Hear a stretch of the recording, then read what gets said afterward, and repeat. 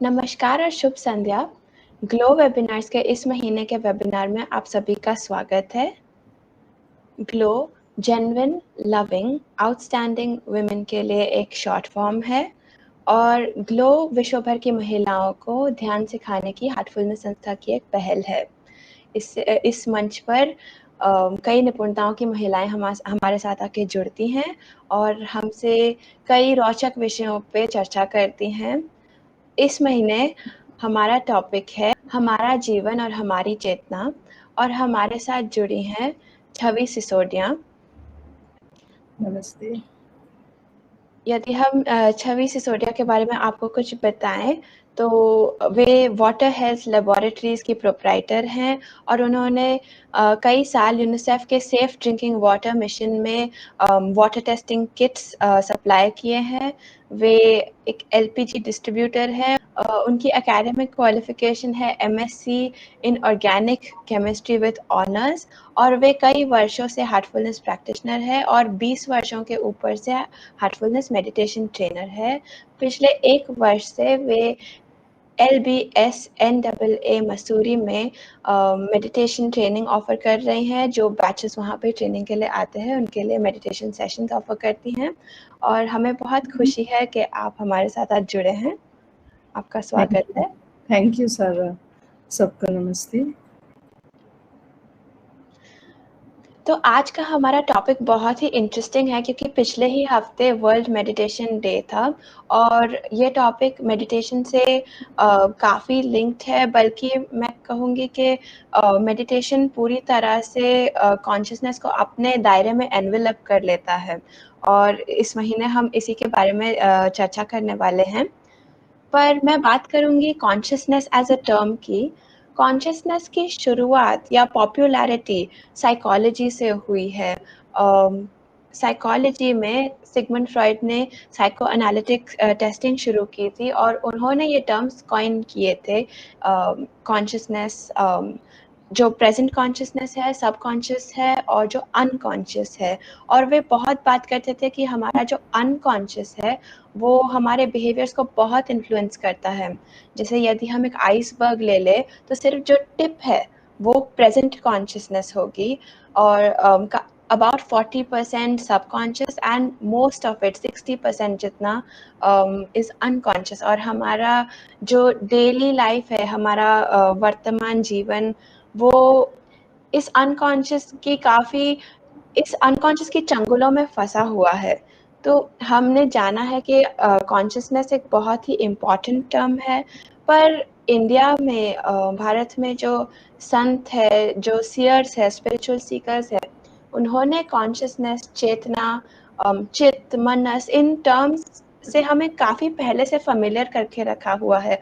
बस ये जो अंग्रेजी में वेस्टर्न साइंसेस में वो काफ़ी हाल ही में प्रस्तुत हुआ है। तो हम आपसे जानना चाहेंगे कि जो कॉन्शियसनेस है नोन एज जो मेडिटेशन के स्फीयर में कॉन्शियसनेस है, तो ये कॉन्शियसनेस क्या है डेली लाइफ से लेके एक सुपर कॉन्शियस तक जो आप एक्सपीरियंस करते हैं, आप हमें उसके बारे में बता सकते हैं। थैंक यू सारा। चेतना एक बहुत विस्तृत टॉपिक है और इसको छोटे से समय में इसको पूरी तरह बताना शायद संभव नहीं होगा।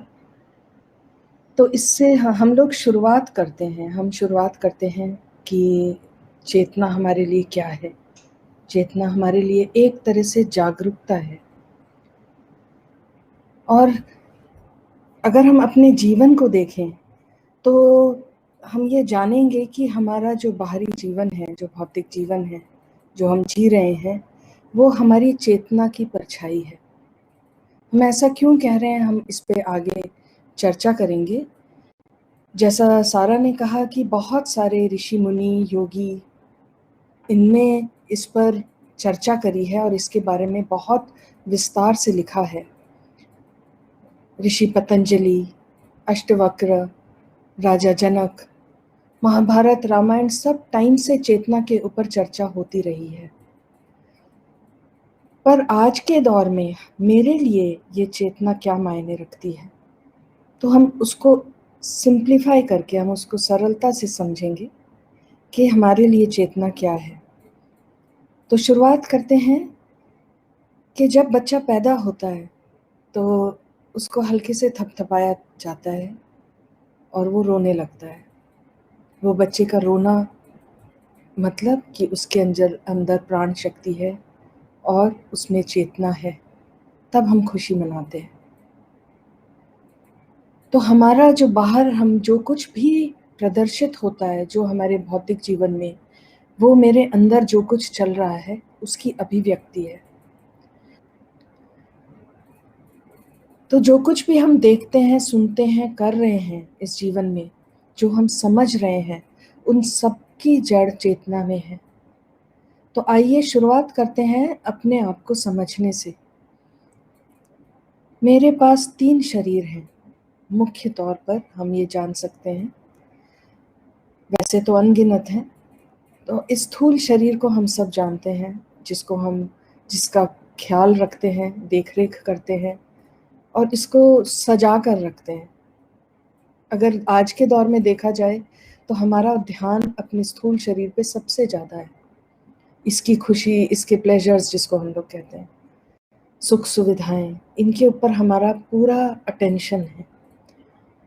दूसरा है, हम जानते हैं कि हमारे पास मन है, हमारे पास बुद्धि है और चेतना तो हमारे पास है ही, जिसका हम लोग ने अभी जिक्र किया था। साथ ही साथ ये स्थूल शरीर और चेतना, ये सब हमारे बेमाने हो जाती है अगर मेरे अंदर प्राण शक्ति ना हो, अगर मेरे अंदर जीवन ना हो। तो सब चीज़ का आधार मेरा जीवन है, प्राण शक्ति है, जिसको हम कई नाम से पुकारते हैं, हम कई नाम से समझते हैं, जैसे सोल, आत्मा, रूह या प्राण तत्व। तो वो हमारा आधार है और उससे ही हम बाहर की ओर विकसित होते हैं। अगर आप एक सीड को, एक बीज को खोल कर देखें, काट कर देखें, तो वहाँ पे कुछ नहीं मिलेगा। पर अगर उस बीज को आप बो देते हैं तो उससे ही वो एक विशाल पेड़ पनप जाता है। इसी तरह ज़रूरी नहीं है कि जो कुछ मुझे इन इंद्रियों के द्वारा दिखे और समझ में आए, सिर्फ वो ही असलियत है, या हम ये कहेंगे कि असलियत की परछाई है। आइए अब हम ये समझें कि ये कैसे हमारे विभिन्न शरीर हमारे अंदर काम करते हैं और कैसे जुड़े होते हैं। Slide 1 please. हमारे ये जो 3 शरीर, जो मुख्य शरीर हैं, ये दिल पर जुड़ते हैं। दिल इसका केंद्र है।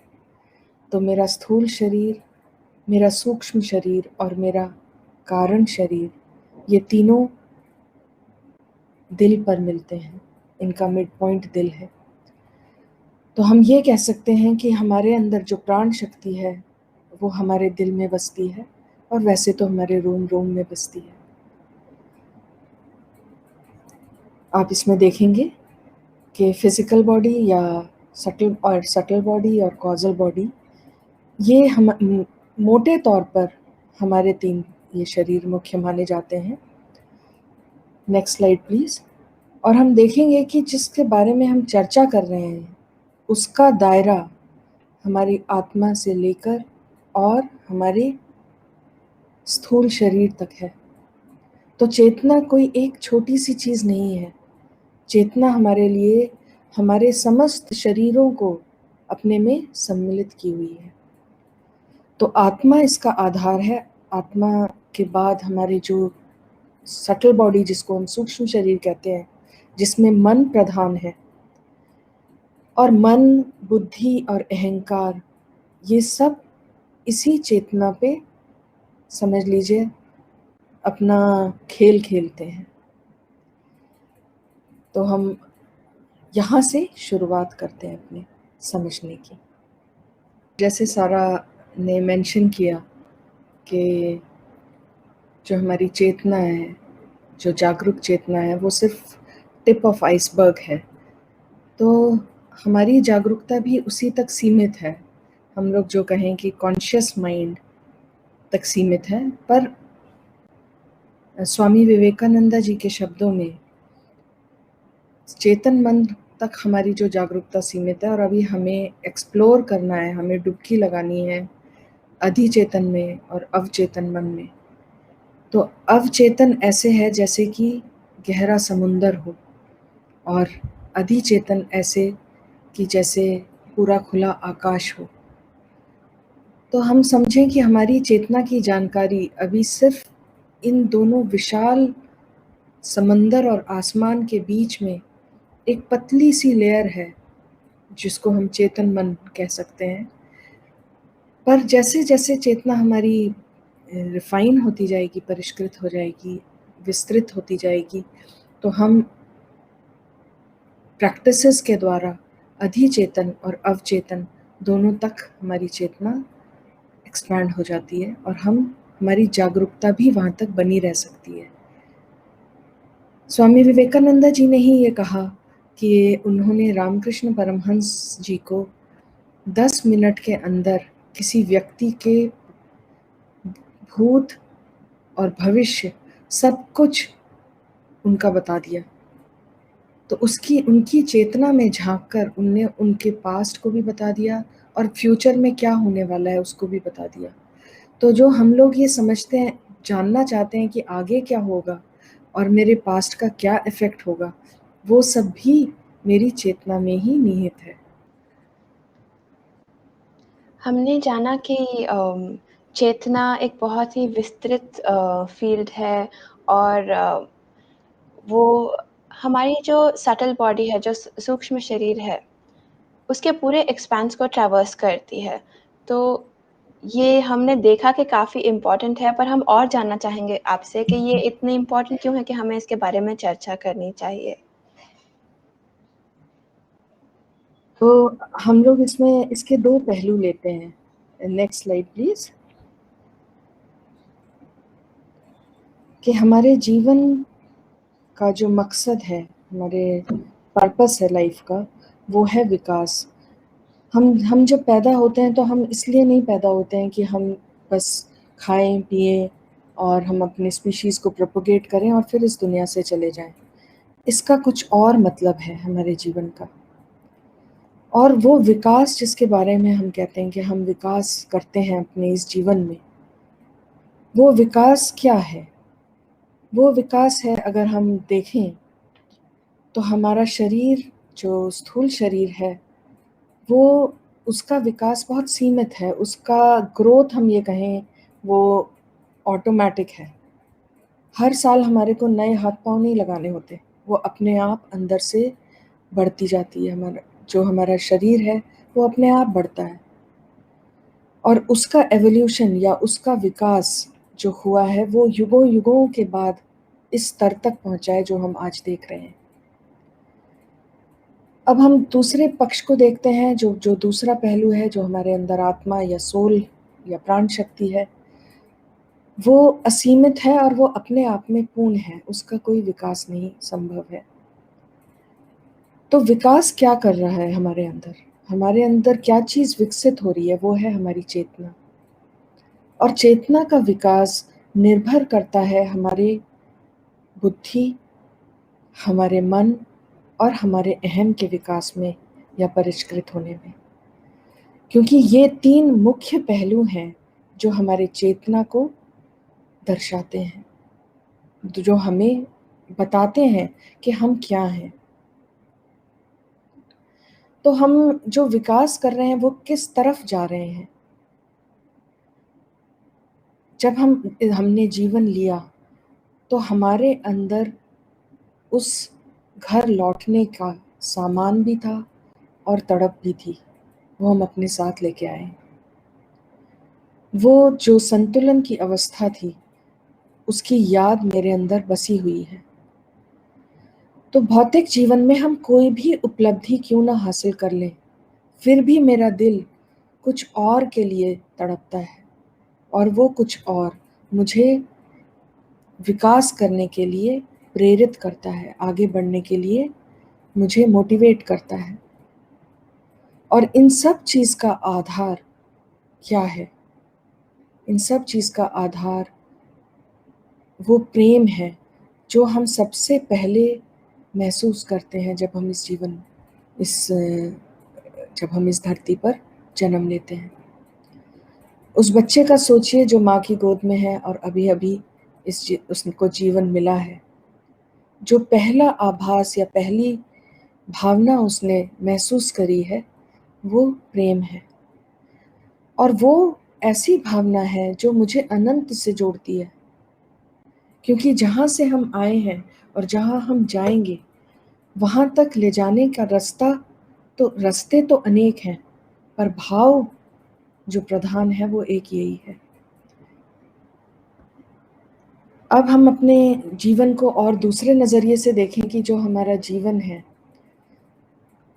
भौतिक जीवन में हमारे लिए रिश्ते और हमारे लिए हमारा काम, जिसको हम जो भी जॉब करते हैं, वो बहुत मायने रखता है। तो हम एक तौर पे ये कह सकते हैं कि हमारा जीवन हमारी भावनाएं और हमारी प्रेरणाओं से चलता है, इसी के इर्द गिर्द चलता है। और अब हम ये अगर हमारे को आगे के लिए कोई उम्मीद ही ना हो तो जीवन निरर्थक हो जाता है। और इन सभी रिश्तों का आधार, जिनके लिए हम सब कुछ कर गुजरते हैं, हम अपने बच्चों के लिए, माँ बाप के लिए, भाई बहनों के लिए सब कुछ करने को तैयार होते हैं, तो ये सब चीज़ का आधार प्रेम ही है। और इन सब रिश्तों में एक उम्मीद है, आगे के लिए एक उम्मीद है, अच्छे के लिए उम्मीद। हम में से कोई भी ऐसा नहीं है जो हम खुशी ना चाहता हो, शांति ना चाहता हो।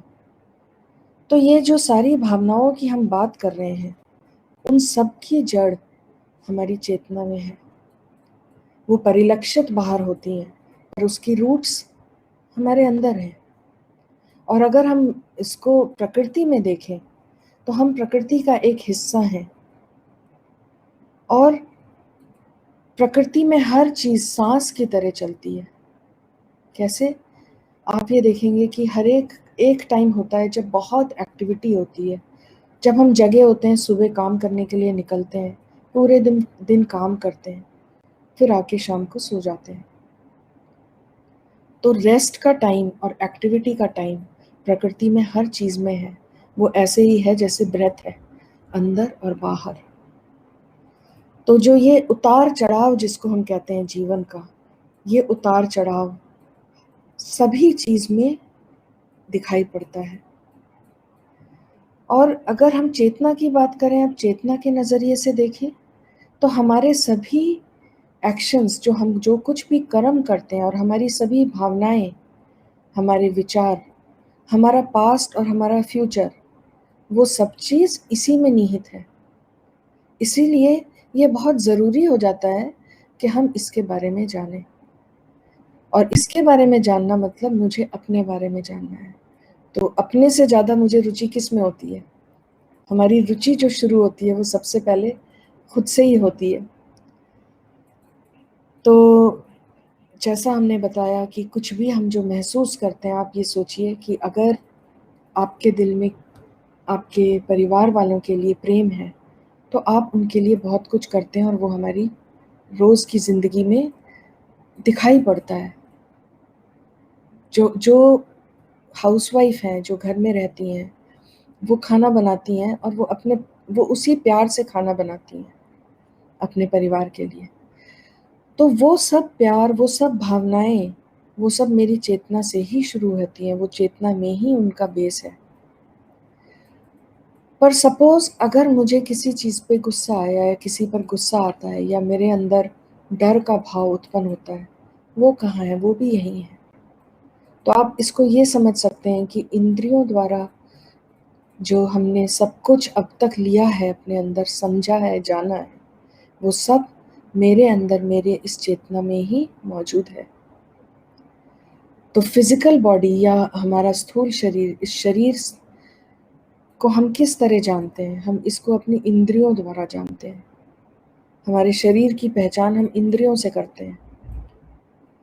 हमारे मन की पहचान हम विचार से करते हैं। हमारी चेतना की पहचान हम अपनी भावनाओं से और विचारों से करते हैं, अपनी दशा से करते हैं कि किसी भी वक्त मेरी क्या दशा है, मेरी दशा प्रेम में ही है कि मेरी दशा गुस्से वाली है। वो सब चीज़ मेरी चेतना को ही दर्शाता है।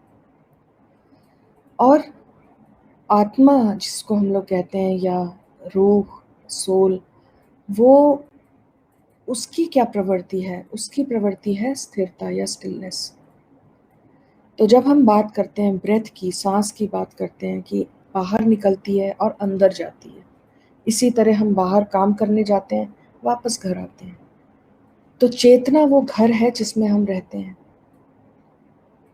कैसे? कि जब पूरे दिन मेरा शरीर काम करके थक जाता है तो हम शरीर को सुला देते हैं, तो हम कहाँ होते हैं? तो हम अपनी चेतना में ही होते हैं। और चेतना की क्या स्थिति है ये सोते हुए भी पता चल जाती है। कैसे? कभी कभी मुझे नींद की दशा होती है पर मुझे नींद नहीं आती, मेरा मन इतना चल रहा होता है। कभी कभी मैं सोती हूँ तो मुझे सपने आते हैं, तब भी मेरी चेतना की कोई दशा होती है। और कभी कभी हम जब सोते हैं तो हम इतनी गहरी नींद में सोते हैं कि हमें कुछ पता नहीं होता, हम बेसुध होते हैं। तो इसलिए हम ये कह सकते हैं कि हमारी सोने में भी हमारी चेतना की दशा दिखती है, पता चलती है।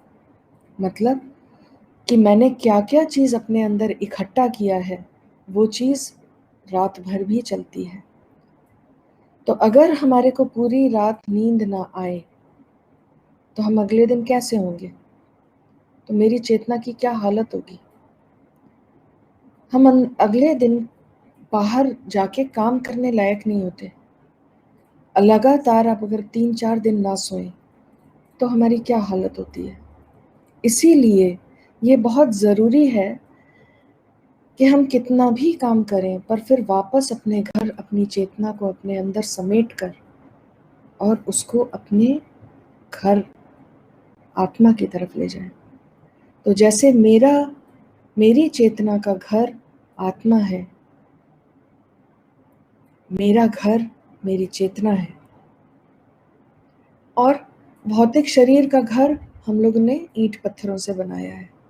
कितना भी हमको बाहर घूमना पसंद क्यों ना हो, फिर भी हम घर वापस आना चाहते हैं। तो इसको इस तरह से समझेंगे तो बहुत आसान होगा। पर ये भी आजकल देखा जाता है कि आम तौर पर, जैसे कोमा को हम लोग कहते हैं ना, कि हम सुन्न हो जाते हैं। जब कोमा वो दशा है जब हम भौतिक जगत के प्रति सुन्न हैं, हमें कोई आभास नहीं है। इसी तरह आज की तारीख में, आज के दिनों में हमारी चेतना इतना बाहर की तरफ है, इतना बाहर की तरफ भटक रही है कि वो आंतरिक दुनिया के प्रति हम सुन्न हैं या कोमा में हैं। और उसकी वजह से हमें इस वक्त अभी जागना जरूरी है। अगर हम वापस अपने घर नहीं लौटेंगे या मेरी चेतना सिर्फ बाहर ही भटकती रहेगी तो हम क्या काम कर सकेंगे, और हमारे रिश्ते और हमारा करियर कहाँ जाएगा? तो इसलिए जो रेस्ट का पीरियड है, आराम का पीरियड है, वो मुझे अपने आप में अपने को समेटना ही है, और उसके लिए मुझे चेतना के बारे में जानना ज़रूरी है। और आप जैसा स्लाइड में देख सकते हैं कि जो चेतना है इसका दायरा इतना बड़ा है, और अगर हम चेतना के ऊपर काम करें, चेतना को विकसित करें, तो मेरा मन भी स्थिर है, मैं खुश हूँ, मेरी बुद्धि भी अपनी चरम सीमा पर है, जिसको हम कहते हैं कि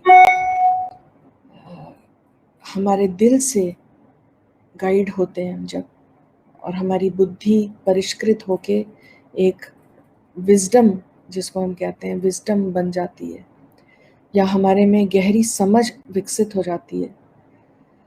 तो हम उस स्टेट में रहना चाहते हैं, हम उस दशा में रहना चाहते हैं। और अहम को हम अगर देखें तो जब तक हमारा अहम परिष्कृत नहीं होता, हमारी चेतना का विकास संभव नहीं है। और हम अगर ये देखें कि जब हम कभी बहुत दुखी हो जाते हैं, जब हम बाहरी जगत से बहुत परेशान हो जाते हैं, तब भी हम अंदर लौटते हैं और अपने आप को हील करते हैं। वो ही टाइम होता है जब हम हील हो रहे होते हैं, जिसको हम कहते हैं स्व में स्थित, मतलब स्वस्थ।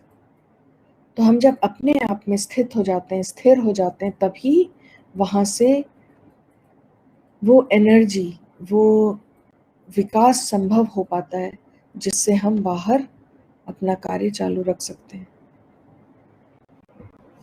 तो इसलिए अगर हम ये देखें कि भौतिक जीवन में मुझे अगर सफलता हासिल करनी है, अगर रिश्तों में हमें मधुरता चाहिए, और अगर हम अपने अंदर सुख, प्रेम, शांति की अनुभूति करना चाहते हैं, तो मुझे अपनी चेतना को रिफाइन करना होगा, अपनी चेतना पे काम करना होगा।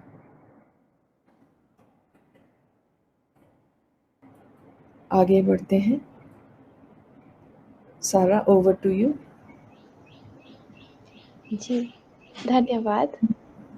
आपने इतने अच्छे से पूरी चेतना में जर्नी करवा दी, उसके दर्शन करवा दिए। बहुत ही मज़ा आया ये उत्तर सुन के।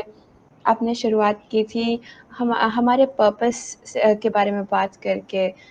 हर इंसान का अपनी लाइफ में पर्पस होता है और वो हमें ढूँढना चाहिए।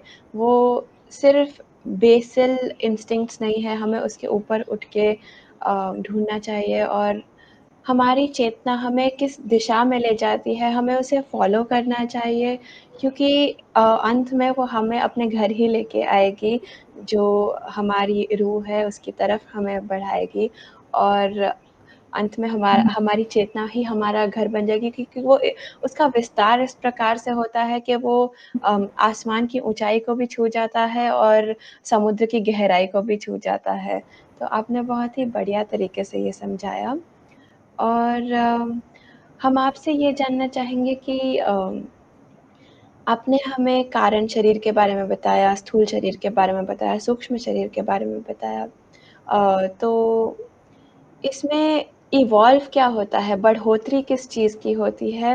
और जब हम बढ़ रहे होते हैं, तो हमें कैसे पता चलता है कि हम आगे बढ़ रहे हैं, ना कि हम एक जगह पे स्थित हैं या पीछे जा रहे हैं? क्योंकि कभी-कभी हम एक व्हर्लपूल में खो जाते हैं और हमें पता नहीं चलता है कि हमारे साथ हो क्या रहा है। तो यदि आप उस पे थोड़ा प्रकाश डालें तो।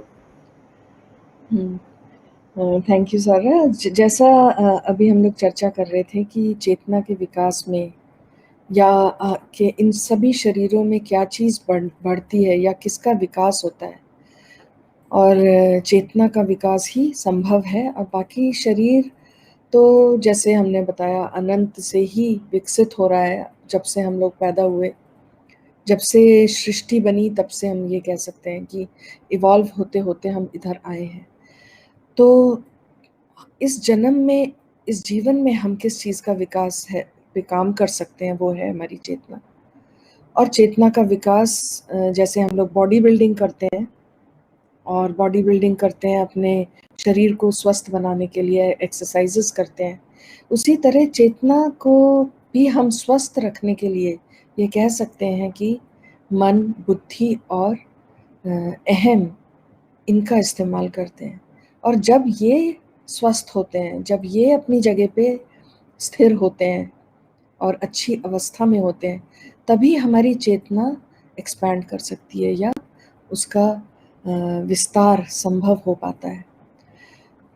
तो अगर एक-एक पहलू को लेकर चलें, तो हमारा मन विकसित होता है। और हम शुरुआत तो विचार से करते हैं, पर जब मन का विकास होता है, तो वो इसी पर्दे पर, चेतना के पर्दे पर ही विस्तृत होता जाता है, और मन अनुभव करने लगता है, फ़ील करने लगता है। बुद्धि इतनी विकसित हो जाती है कि हमारे दिल से एक तरह से सारी गाइडेंस आती रहती है, और हम उस चीज़ को समझ पाते हैं, उस डोर को पकड़े रहते हैं, और वो चीज़ हम डायरेक्टली परसीव करते हैं। हम अपने दिल से जो कुछ हमारे दिल हमें बताता है, हम उसको समझ पाते हैं और उसको अमल में ला पाते हैं। तो वास्तविक बुद्धि वही है जो अपने अंदर अपनी जड़ से जुड़े हुए हो और सही मायने में सही समझ हो, वो चीज़ हमारे अंदर विकसित हो पाती है। और अहम को परिष्कृत करना बहुत ज़रूरी है, क्योंकि आज की तारीख में हम अहम जो हमारी आइडेंटिटी है, हम अगर लोगों को देखते हैं तो आज की तारीख में ये आइडेंटिटी इतना बड़ा इशू बन गया है कि लोग अपने आप को अपने घर, अपने ओहदे और अपने कार, अपने जो चीज़ देखो उस सब चीज़ से अपने आप को आइडेंटिफाई करते हैं। मतलब उनका अस्तित्व, जो असल अस्तित्व है, जो अपने अंदर है, उसको भूलकर हम एक तरह से अपने को बहुत दूसरी चीज़ों से जोड़कर उनसे अपने आप को आइडेंटिफाई करते हैं। पर जब हम अगर दूसरी चीज़ों से आइडेंटिफाई करते हैं तो वो ऊपर नीचे होती हैं और हम एक तरह से अपने केंद्र से बहुत दूर होते हैं। हम ये कहें पेरीफेरी पर हैं, हम सीमा पर हैं, हम अपने अंदर स्व में स्थित नहीं है, अपने केंद्र में स्थित नहीं है।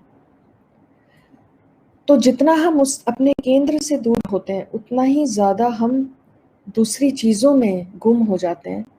और एक तरह से आज की तारीख में जो लॉस ऑफ आइडेंटिटी हम कहते हैं, हम अपनी पहचान ही भूल चुके हैं, जो कि एक छोटे बच्चे में भी है। अगर आप एक छोटे बच्चे को देखें तो उसको कौन उसके बारे में क्या सोचता है उससे कोई फ़र्क नहीं पड़ता।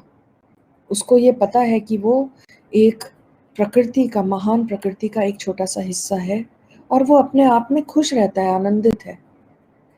पर हम जैसे जैसे हमारे पहचान, बहुत सारी पहचान होती जाती हैं, हम उन पहचान में इतने गुम हो जाते हैं कि हम अपनी असलियत भूल जाते हैं। और जितना हम अपनी असलियत से दूर होते हैं उतना हम दुखी रहते हैं, क्योंकि जो हम शांति और प्रेम इन सब की बात करते हैं वो तो सब मेरे केंद्र में है, वो तो मेरे अंदर स्थित है, वो उस बाहर सीमा पर नहीं मिलेगी। और इस हद तक कि हम देखते हैं कि लोग लोनली होते हैं, लोग चाहते हैं कि उनके पास कोई ना कोई ज़रिया हो जिससे वो अपने आप को भूल जाए। लोग तो इसकी वजह से पीते भी हैं और कई बार ड्रग्स भी लेने लगते हैं कि वो अपने आप को भूल जाएं। वो सोचते हैं मैं अपने को भूल जाऊं तो मेरे सब दुख को भी मैं भूल जाऊं, जबकि उसका ये रास्ता नहीं है। हम एक दलदल में फंसते जाते हैं। उसका असल रास्ता है कि हम वापस अपनी चेतना को उतना हल्का कर लें और उतना कि वो विस्तृत हो सके। वो ये जागरूकता जो हमारी सिर्फ हमारे शरीर तक सीमित है, वो जागरूकता मेरे मन तक और मेरे अंदर स्थित प्राण शक्ति तक जाए। तो जब मेरी कॉन्शियसनेस या मेरी चेतना मेरे अंदर स्थित केंद्र में डूबी होती है तो बाहर मेरे अंदर बाहर हम वो प्रेम, वो जॉय या खुशी का भाव प्रदर्शित कर पाते हैं। और वो झूठा नहीं बन सकता। हम झूठे में ये नहीं कह सकते कि हम खुश हैं। तो वो असलियत जब बाहर उजागर होती है तभी हम ये कहेंगे कि हम सही मायने में इंसान हैं। इसलिए चेतना का परिष्कृत होना, रिफाइन होना बहुत ज़रूरी है हमारे जीवन के लिए। और ये कैसे पता चले कि हमारी चेतना शुद्ध हो रही है? उसके लिए हम अगर अपने व्यवहार को देखें, अपनी आदतों को देखें, तो उससे भी समझ जाएंगे कि जब हमारे प्रवृत्ति ऊपर की तरफ होती है, जब हमारा झुकाव अंदर की तरफ अपने अंदर होता है, तो हम उच्च चीज़ों के में रुचि लेने लगते हैं। हमारी रुचि उन सब चीज़ों से अपने आप हटने लगती है जो चीज़ मेरे पतन का कारण बने। और जैसे जैसे हम लोग विकसित होते हैं, मेरे अंदर सबसे पहले जो भावना आती है, वो हमें जो समझ आती है, वो है मुझे संतोष होने लगता है। हम सब चीज़ को स्वीकार करने लगते हैं। फिर मेरे अंदर सबके प्रति प्रेम विकसित होता है।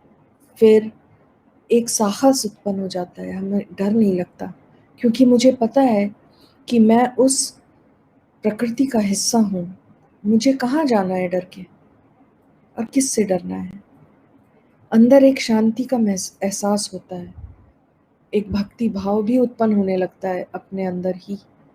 तो जब ये भावनाएं उत्पन्न होती हैं मेरी चेतना में, जब ये मैनिफेस्ट होती है मेरी चेतना में, तो हमें ऐसा लगता है कि हम अंदर और बाहर की दुनिया में एक संतुलन ला पाए हैं। तो जब हम संतुलित होते हैं तभी हम ये कह सकते हैं कि हम वाकई में जीवन अब जी रहे हैं, जब हम अपने अंदर स्थित हैं और बाहर भी हम खुशहाल हैं।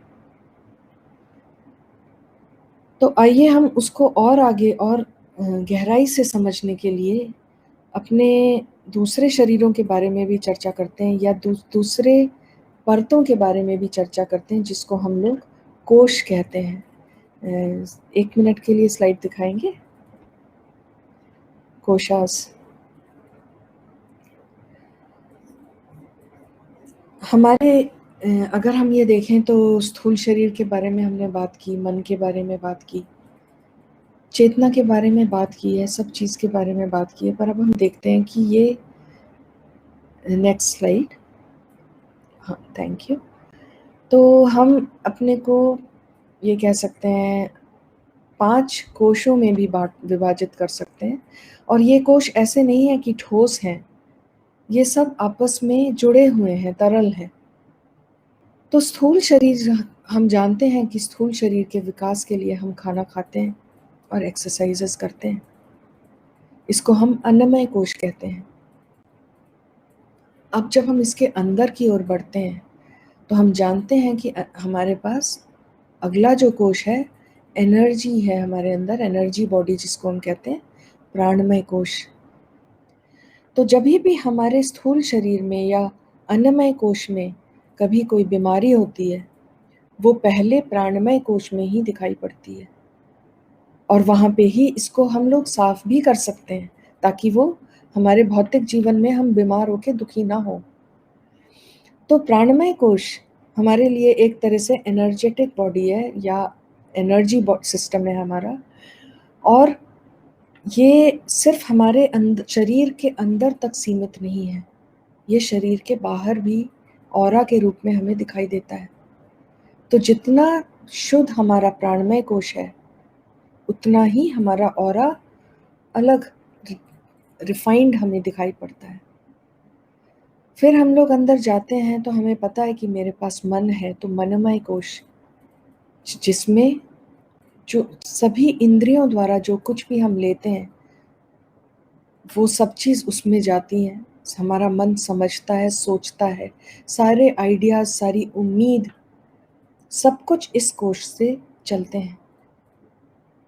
और ये इसका विकास ही हमारे जीवन, ये हम कहें हमारे जीवन के मकसद को पूरा करने में हमें मदद करता है, क्योंकि मनोमय कोश या माइंड या मनस जिसको हम कहते हैं, वो ही मेरे लिए दिव्य बनने का या इस जीवन मरण के चक्र से ऊपर उठने का साधन है।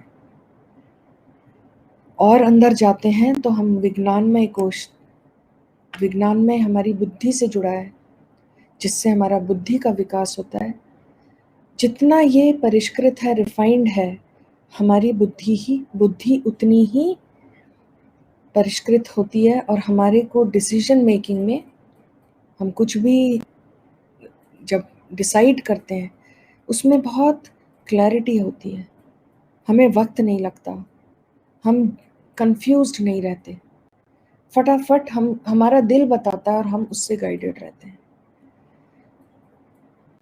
तो ये जो हमारे कोश हैं मनोमय, और फिर आप देखेंगे आनंदमय कोश, जो कि आत्मा के सबसे करीब है, उसके ऊपर की परत हम कहें। और ये वो क्षेत्र है जो सुपर कॉन्शियस माइंड का क्षेत्र जिसको हम कहते हैं। और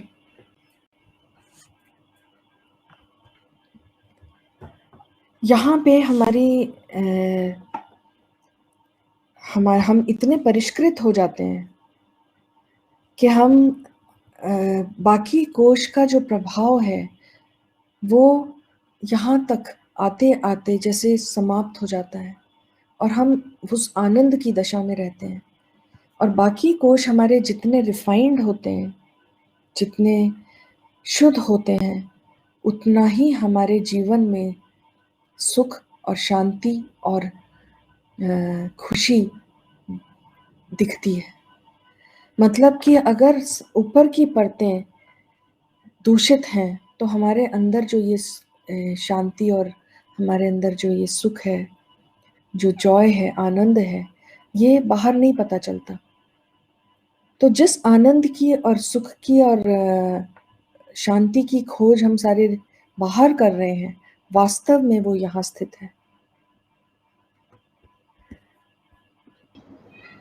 आपने काफ़ी बोला हमारी सिर्फ़ आपने हमें सूक्ष्म शरीर, स्थूल शरीर और कारण शरीर के दर्शन नहीं करवाए, आपने काफ़ी कोश से भी उन्हें जोड़ा, वो हमें बहुत अच्छा लगा। और क्योंकि कोश से समझ आता है कि वो हमारी डेली लाइफ़ से कैसे इंटरैक्ट करता है, तो उसके लिए धन्यवाद। और जब चेतना का विस्तार होता है, जब चेतना की बढ़ोतरी होती है, जब रिफ़ाइनमेंट होती है, तो एक तो कौन से तरीके हैं कि ऐसा हम कर सकते हैं, जो हम सबके लिए कुछ टूल्स जो अवेलेबल है, और जब चेतना का विस्तार होता है तो वो हमारी जो सराउंडिंग्स है, हमारे फ्रेंड्स, फैमिली, सोसाइटी, उस पे क्या असर लाता है? हाँ, ये बहुत ज़रूरी और विषय है, इम्पोर्टेंट क्वेश्चन है कि जब चेतना का विस्तार इतना ज़रूरी है, चेतना के बारे में जानना इतना ज़रूरी है, तो इसके लिए कुछ तरीका भी होगा जिससे हम इसको विस्तृत कर सकें और जिससे हम इसके ऊपर कार्य कर सकें। तो अगर हम ये कहें कि चेतना को रिफाइन करने का जो स्वाभाविक या नेचुरल तरीका है, वो है भोग के द्वारा। तो हमारे जीवन में जो कुछ भी होता है, सुख और दुख जो घटित होते हैं हमारे जीवन में, जो हम महसूस करते हैं, वो वास्तव में हमारी चेतना को रिफाइन करते हैं। तो हम ये कहें कि जो हमारे पास्ट का लेखा-जोखा है या रिकॉर्डिंग है, वो एक तरह से हमारे जीवन में प्ले हो रही है। वो एक जो हमने रिकॉर्ड किया था, वो अब चल रहा है। हमारे जीवन में जो दृश्य आ रहे हैं, जो घटनाएँ घटित हो रही हैं, वो सब उसी पे निर्भर है। तो ये तो हुआ जो स्वाभाविक तरीका है या अपने आप होता है ये हमारे जीवन में। पर क्या हम ये दुःख भोगना चाहते हैं? और क्या हमें ये पता है कि ये दुःख भोगने के साथ-साथ जब हम बहुत रोते हैं, जब हम बहुत दुखी होते हैं और दुःख को पकड़ के रखते हैं, जैसे हमें कोई बीमारी होती है या हमें कोई दुःख होता है, तो हमारा विचार ज़्यादातर उसी पे टिका रहता है। तब हम शायद अपने आप अंदर जाना या अपने स्व में स्थित होना भी भूल जाते हैं। हम ज़्यादातर उस नकारात्मक चीज़ के बारे में जो हमारे जीवन में घटित होती है या हमारी बीमारी के बारे में लगातार सोचते रहते हैं। और भोग के साथ-साथ हम सोचना जब जारी रखते हैं, तो हम वापस उसको अपनी चेतना में बढ़ाते जाते हैं। क्योंकि ये समझना बहुत ज़रूरी है कि जहाँ मेरा मन जाता है, वहाँ मेरी सारी शक्ति जाती है। तो हम अपने मन को जिस चीज़ पर टिकाते हैं, वो चीज़ ही हमारे जीवन में बढ़ती जाती है। तो क्या हम अपने जीवन में बीमारी और दुःख बढ़ाना चाहते हैं? कि भोग के दौरान हम लोग कराहते हैं, हम दुखी होते हैं, वो स्वाभाविक है। जब दर्द होगा तो हम दुखी होंगे ही। पर क्या ऐसा कोई तरीका है जिससे हम इस दर्द को कम कर सकें? तो इधर रोल है हार्टफुलनेस मेडिटेशन प्रैक्टिसेस का, जिससे हम आपको अवगत कराएँगे, जिसका हम लोग आपको प्रैक्टिस भी कराएँगे इस सेशन में। हार्टफुलनेस जो ऑफ़र करते हैं, वो हैं ध्यान, सफाई और अपने अंदर जुड़ने का एक तरीका, वो भी हम लोग सिखाते हैं। और इसमें सबसे अच्छी बात है कि 10, 15, 20 मिनट में ही जब हम साफ़ करते हैं, तो हमारे अंदर जो चेतना पे हमने इकट्ठा किया है, जो भार है, वो सब निकल जाता है और हमें उसका भोग भौतिक रूप में नहीं करना पड़ता, बहुत कम करना पड़ता है। तो ये जागरूकता जब आ जाती है तो हम वाक़ई समझने भी लगते हैं और इसको प्रैक्टिस भी करने लगते हैं। और इसी के साथ जब मुझे ये भी भान होता है कि जिस पे हम अपना मन टिकाते हैं वो चीज़ बढ़ती है, तो मेरे अंदर बढ़ाने लायक क्या चीज़ है? ऐसी क्या चीज़ है जो हम अपने जीवन में, अपने आस-पास फैलाना चाहते हैं? तो हम अपने जीवन में दुःख तो नहीं चाहते, हम अपने जीवन में ये चाहते हैं सुख हो, शांति हो, आनंद हो। और वो है जहाँ मेरे आनंदमय कोश में। तो जब चेतना को हम परिष्कृत करते हैं, रिफाइन करते हैं मेडिटेटिव प्रैक्टिस के द्वारा, इसमें ध्यान में हम यौगिक प्राणाहुति की सहायता से करते हैं। और यौगिक प्राणाहुति वो सृष्टि की रचना से पहले वाली जो शक्ति थी, जो आदि शक्ति हम जिसको कहें, उसी का एक रूप है। वो ही, ये कहें तो असल शक्ति वही है। और ये इसको इसीलिए शक्ति भी नहीं कहते क्योंकि इसमें कोई फोर्स नहीं है। ये जब हम इसकी मदद के साथ ध्यान करते हैं हार्टफुलनेस में, तो हम अपने अंदर उस आनंद की अनुभूति करते हैं और हम अपने अंदर उस सुपर कॉन्शियस स्टेट में आसानी से चले जाते हैं, क्योंकि ये मुझे उस जगह ले जाती है। तो हम अपने अंदर उस गहराई में जहाँ आनंद है, जहाँ शांति है, बहुत आसानी से एक 20 मिनट 25 मिनट की सिटिंग में भी पहुँच जाते हैं। तो ये टूल्स जो हैं, ये हमारे को आज की ज़िंदगी में एक तरह से ये कहें कि इसके बिना हमारा जीवन कुछ नहीं है। क्योंकि अगर अब हम आज का दौर देखें और इसको हम समझने की कोशिश करें, तो जो शांति मेरे अंदर, जो आनंद मेरे अंदर है, वो आनंद अगर हर एक जन अपने अंदर महसूस करे तो कैसी सोसाइटी होगी। जो आनंद मेरे घर है, मेरे अंदर है, वो मेरी पूरी फैमिली के अंदर हो। शुरुआत में अगर हम फैमिली को देखें तो वो फैमिली कैसी होगी? तो उसमें ना लड़ाई झगड़े, नोक-झोंक चलती है, पर वो ऐसे होगा जैसे कि समुद्र के ऊपर की उठती हुई लहरें, पर समुद्र का तल हमेशा शांत रहता है। तो हम सबके अंदर वो असीम शांति, उस शांति में हम सब स्थित होंगे और बाहर दुनिया चलती रहेगी। उसका प्रभाव हमारे अवचेतन और अधिचेतन मन पर नहीं पड़ेगा। तो हम ये कह सकते हैं कि जो प्रभाव हम इतना ज़्यादा लेते हैं क्योंकि हम जागरूक नहीं हैं। जागरूकता के साथ अगर हम जीवन जिएँ, तो हम उसका प्रभाव कम कर सकते हैं। और अगर परिवार खुश होगा, परिवार में आनंद होगा, वो ऑरा जो मेरे में दिख रहा है, वो औरों में भी दिखेगा। तो हम सब एक दूसरे के साथ जिस तरह जुड़ेंगे, वो अलग ही सोसाइटी होगी। और जैसा हमने आपको बताया कि हमारे तीनों बॉडीज़ जहाँ मिलती हैं, उसका केंद्र है दिल। उसी तरह जब हम किसी और से जुड़ते हैं, हमारे रिश्तेदारों से, हमारे माँ-बाप, भाई-बहन, बच्चों से, उनसे भी हम वहीं से जुड़ते हैं, दिल से ही जुड़ते हैं।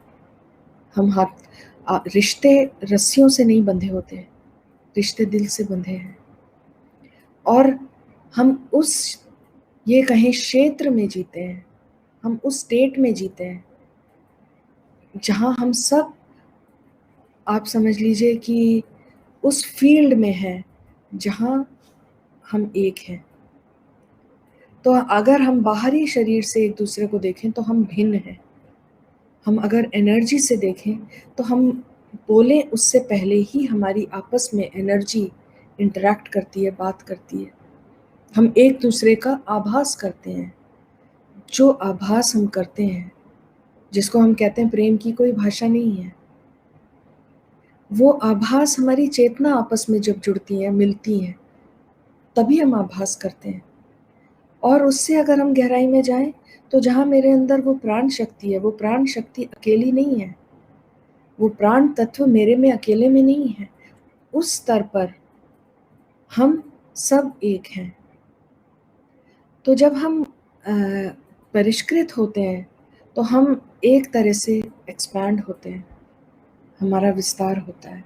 इसको और आसानी से अगर हम समझें तो अगर आप गुस्से में हैं या कोई भी नकारात्मक भाव आपके अंदर उत्पन्न हो रखा है तो आप अपने अंदर अपनी चेतना में ही जूझ रहे हैं, लड़ रहे हैं अपने अंदर।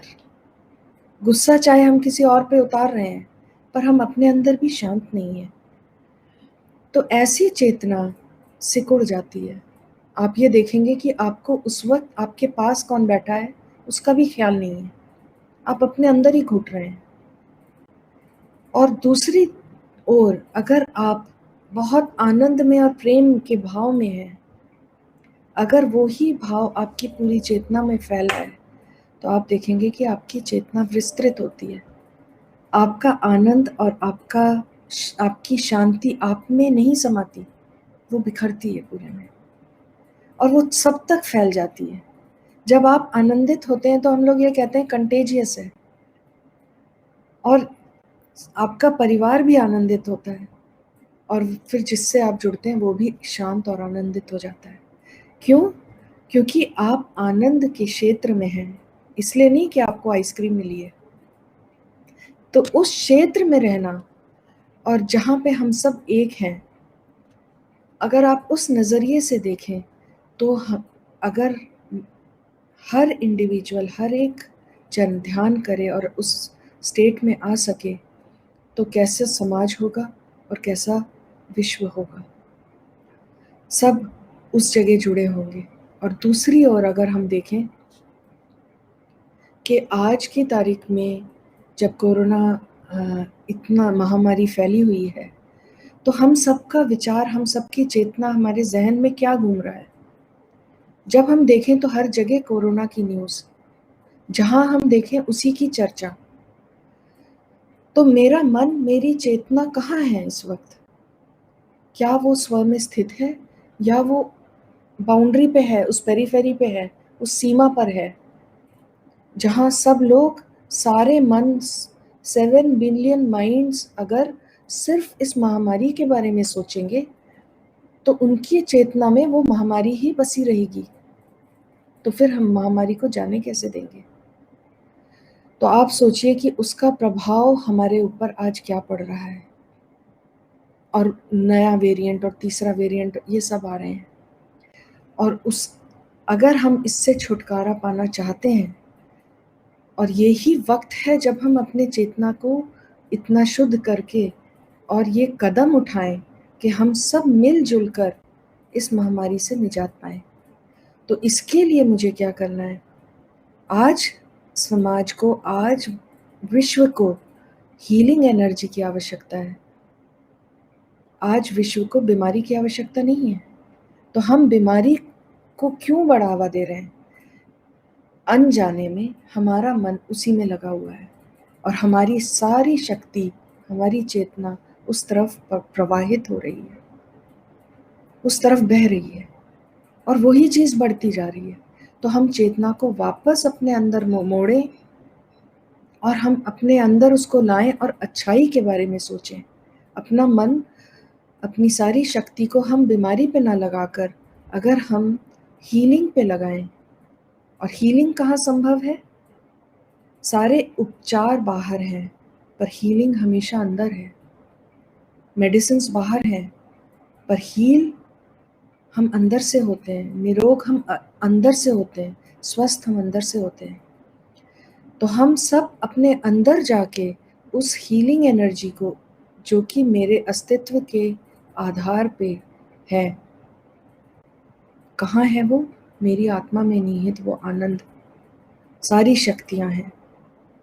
अगर हम वहाँ मुड़ सकें तो हम एक तरह से वो स्पंदन हम विश्व में फैला पाएंगे, वो गूंज पूरे विश्व में जाएगी और हमारा भविष्य सुनहरा हो सकता है। तो इसलिए कुछ भी जो हम कर रहे हैं, हम ये कहें कि ये तो सिर्फ मैं अपने लिए कर रहा हूँ, ऐसा नहीं है। इसलिए कि हम बड़ी प्रकृति का एक हिस्सा है और मुझ पे कुछ भी अंत नहीं होता, पर मेरा हर विचार, मेरा हर भाव, कलेक्टिव कॉन्शियसनेस जो हम कहें सार्वभौमिक चेतना में दर्ज होता है। तो अब आप जो कुछ सोचें और या कोई भाव आपके अंदर उत्पन्न हो, उससे पहले सतर्क हो जाएं कि इसका लेखा जोखा हमारी कलेक्टिव कॉन्शियसनेस में रहेगा, अनंत तक रहेगा। तो इसलिए आइए हम संकल्प लें कि हम जो सुनहरे कल की सृष्टि करेंगे, वो हम अपने अंदर जाकर उस हीलिंग एनर्जी के साथ करेंगे, अपने कोर से जुड़ के, अपने अंतरतम से जुड़ के, और दुनिया में ये बदलाव लाएंगे। Thank you. धन्यवाद। हमें बहुत मज़ा आया ये सुन के, और आपने बहुत ही सुंदर तरीके से हमें चेतना के दर्शन करवाए। एक पूरी जर्नी पे आप लेके गए हैं हमें। हमें बहुत अच्छा लगा, और आपने कितने सारे तरीकों में ये बोला कि जो आगे का रास्ता है, जो हमारे भविष्य का रास्ता है, वो हमारे अंदर है। तो इसी के साथ हम हम एक अनुभव करते हैं हार्टफुलनेस मेडिटेशन और रिलैक्सेशन का, और हम अपने स्व से जुड़ते हैं, हम स्वस्थ होते हैं, और आपकी जो कल्पना है वो हम सब लेते हैं, और हम इस पे खरे उतरते हैं, हम इसे पूरा करते हैं। तो आइए हम ये अनुभव करते हैं। आप 10 आइए हम अपनी आँखें बंद करते हैं। आराम से बैठ जाइए। अपना ध्यान अपने पैरों की उँगलियों की ओर ले जाएँ। उन्हें थोड़ा हिलाएँ।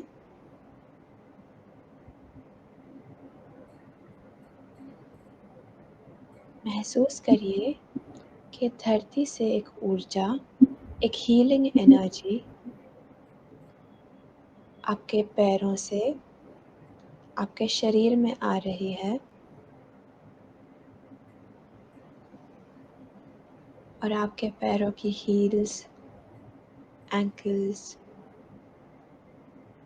एड़ी को रिलैक्स कर रही है।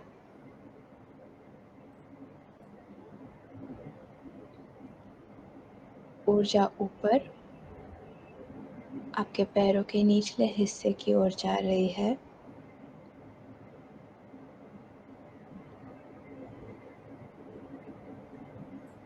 महसूस करिए कि आपकी काफ मसल्स को गहरा आराम मिल रहा है। ऊर्जा ऊपर बढ़ते हुए आपके घुटनों को, आपकी जांघ को रिलैक्स कर रही है। ऊपर से लेकर नीचे तक आपके पैर पूरी तरह से रिलैक्स्ड हैं।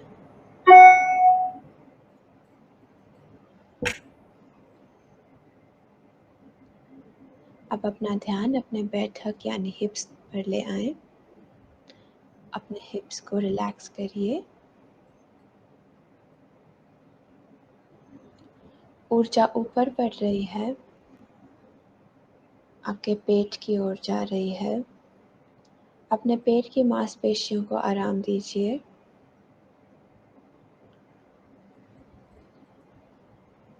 अपनी कमर को हल्का होते हुए महसूस करिए।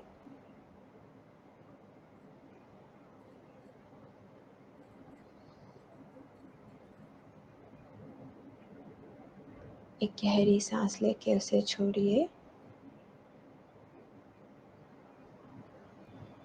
और अपनी छाती को आराम दीजिए।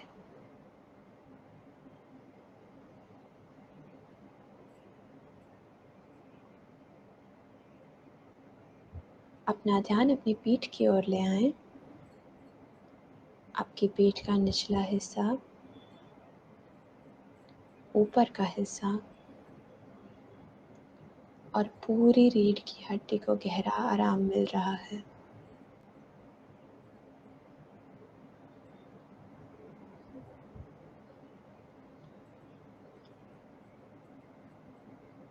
अपने कंधों को महसूस करिए। मानो जैसे वो पिघल रहे हों।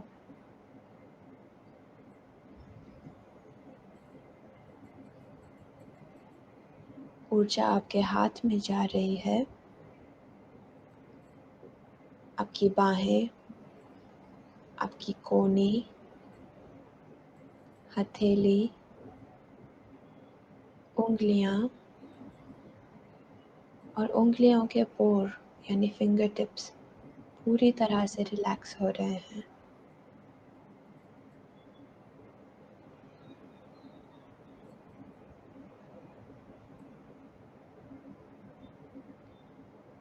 अपने ध्यान को अपने गले की ओर ले आएं। यदि आपके गले में कोई भी टेंशन है, कोई भी स्ट्रेस है, स्ट्रेन है, उसे जाने दीजिए। आपका गला तनाव मुक्त है और ऊर्जा आपके चेहरे की ओर बढ़ रही है।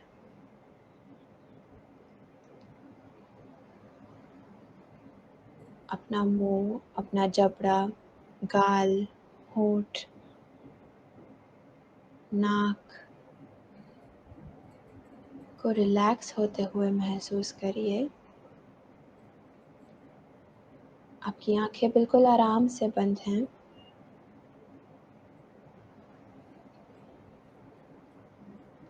अपने सिर के शिखर को रिलैक्स कीजिए।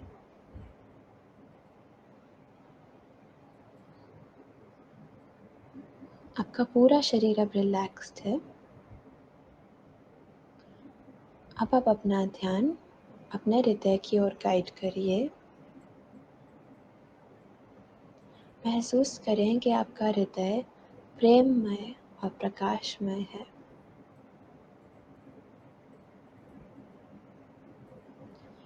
और ये प्रेम और प्रकाश आपके पूरे शरीर में फैल रहा है।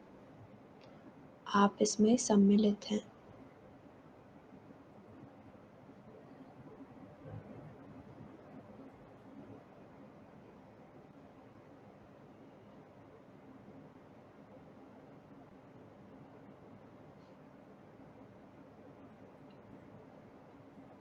अब महसूस करिए कि दिव्य ऊर्जा, दिव्य प्रकाश का स्रोत आपके हृदय में मौजूद है और आपको आपका ध्यान अपनी ओर आकर्षित कर रहा है।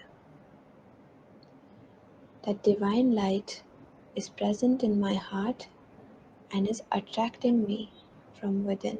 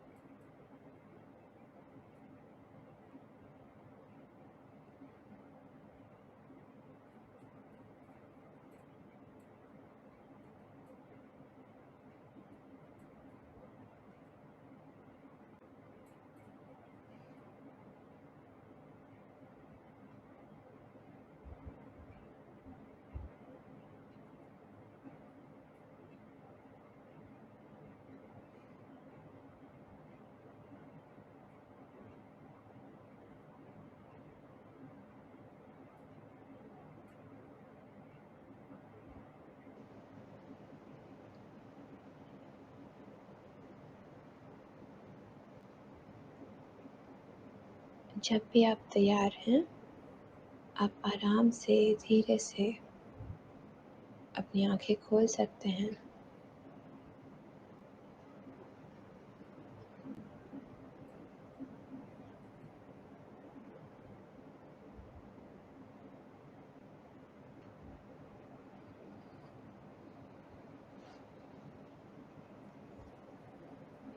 हमें उम्मीद है सभी दर्शकों को ये ध्यान का अनुभव पसंद आया होगा।